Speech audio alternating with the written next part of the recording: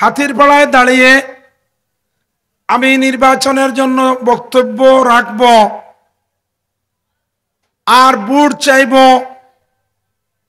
এটা ভয় লাগতেছে। অত্র এলাকার মানুষ যদি মনে করেন যে আমাদের সন্তান সে নাকি আমাদেরকে বিশ্বাস করতেছে না, অত্র এলাকার মানুষ কি তার ছেলের পক্ষে কাজ করবে না, এই সন্দেহ যদি কেউ আমার উপর অভিমান করেন, রাগ করেন, সেটা আমি আপনাদের নিকট থেকে মাফ চেয়ে নিচ্ছি।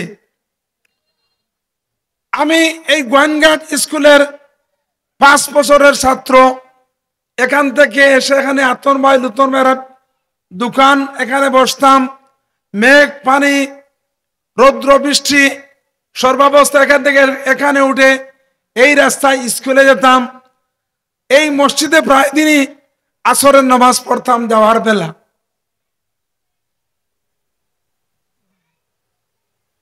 অনেক এই মহল্লার সময় অল্প, যারা মহব্বত করতেন, যারা আমাদেরকে রাস্তাঘাটে যাওয়া আসায় কোনো অসুবিধা হচ্ছে কিনা নজর রাখতেন, তারা আজ অনেকেই দুনিয়াতে নাই।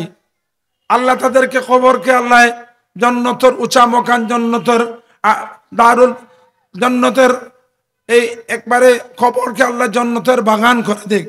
এই মুরব্বীরা হাল চাষে যারা আশপাশ যেতেন, তখন ছাত্র খুব কমই ছিলেন। তো যখন পানি থাকতো দুদিকে রাস্তার, অনেক সাপ রাস্তায় থাকতো। আর তখন তো আমরা খালি পায়ে স্কুলে যেতাম, লঙ্গি ফিন্দিয়া। তখন স্যান্ডেল বার হইছে না, এখন যে ফোন চিতা স্যান্ডেল বার হইছে না। আর এটা ফাঁকা বা এখন আটলে লাগে পাওয়ার তোলা ফুটে যাইব গিয়া, খানো হয়ে যায় লাগে। তো কিন্তু তখন তো স্যান্ডেল নাই, লঙ্গি ফিন্দিয়া স্কুলে জানি আনি ইতা ফাও, ইতা যেমন ফাত্তর উত্তর লাগতো না, মুঠে ওলান যাইতাম আইতাম। তো মুরব্বী হল আগর বড় মায়া কর্তা, এরা আমি আর সময় যাইব গিয়া এই সব মুরব্বী হলো আমার চিন্তা, সবসময় দেখাশোনা রাস্তা। আমার মনে হয় না কোনো মেঘ তুফান মানে স্কুল উদি করছি, এটা আমি স্কুল উদি করতাম না কোনোদিন। আমরা কোনো সময় আমি আমারও আবদুল্লাহ সামনে বাদ প্রাইমারি মাস্টার আল্লাহ পেনশনও আইসেন, ও সামনে বাদ আমরা মাঝে মাঝে নাওয়া নিয়ে তুলিয়া দিতা। তারা আমরা একবারেরও আমার একলগে আওয়া যাওয়া করছি 5 বছর। তাই প্রাইমারির এক টিচার হইয়া পেনশনও আইসেন, এবার হজর সফর করিয়াও আইসেন। তো আপনার কুলো লালিত পালিত হয়েছি।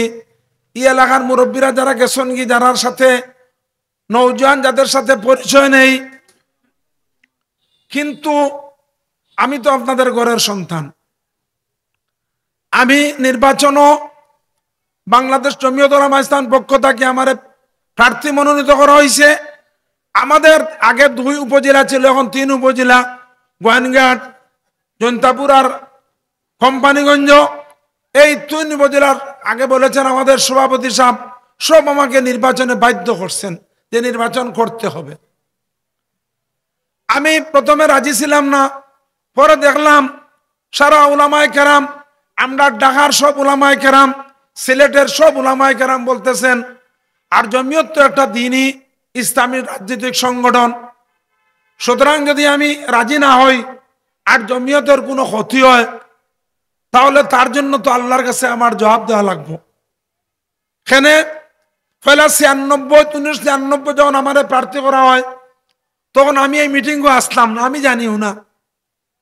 হরিপুর শাহ রহমতুল্লাহ সহ সাক্তার সাহেব, আমরা ভিতরগামার মেসা মৌলানা হবিবুল্লাহ সাহেব, এই 2 থানার সব উলামায়ে কেরাম মিলাইয়া আমার প্রার্থী দ্বারা মনোনীত করছেন।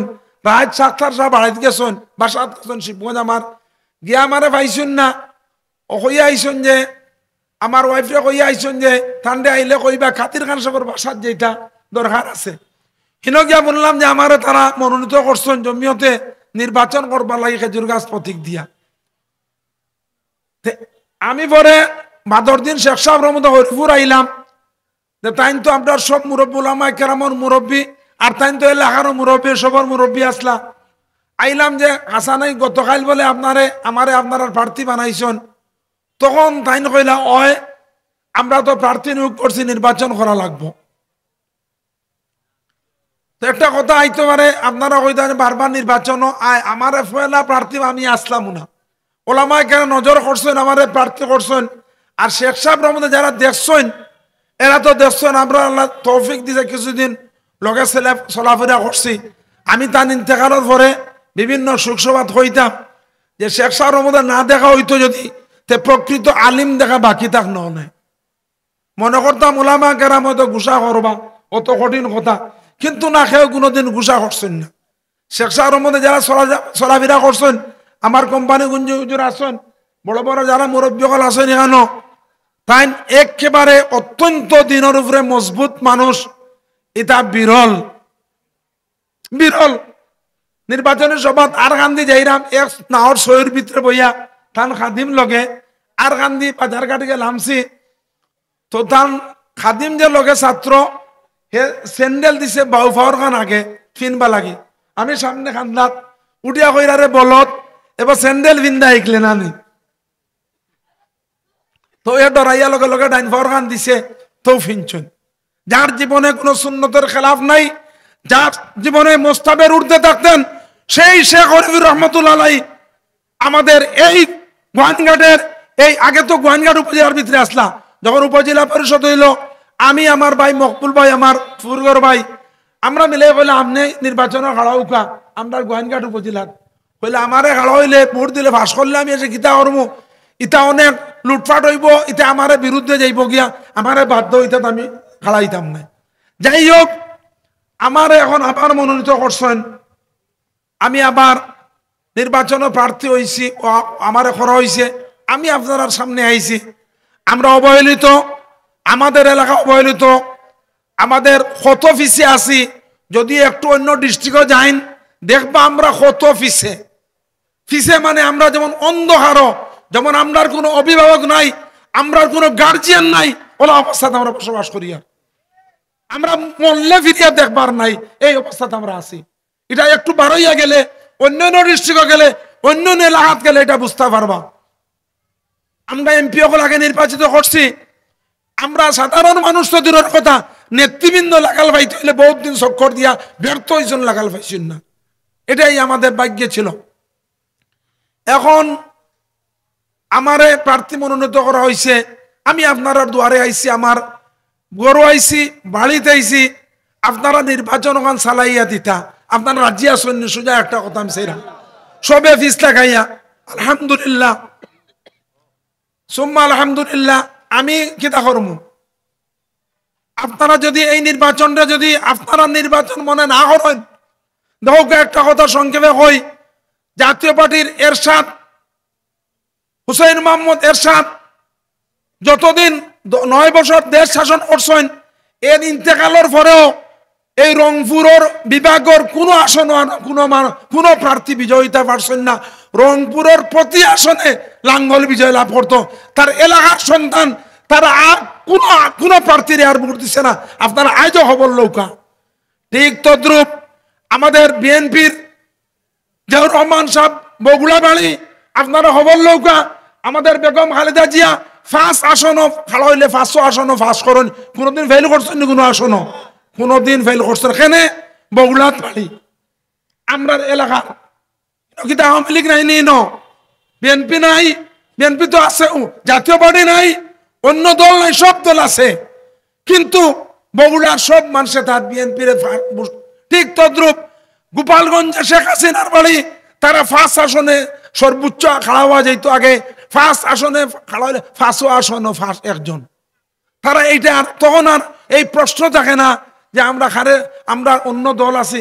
আমার এলাকার সন্তান যদি আমার এলাকার প্রার্থী পাস করে, এলাকা নিশ্চয় আগে দেখবো।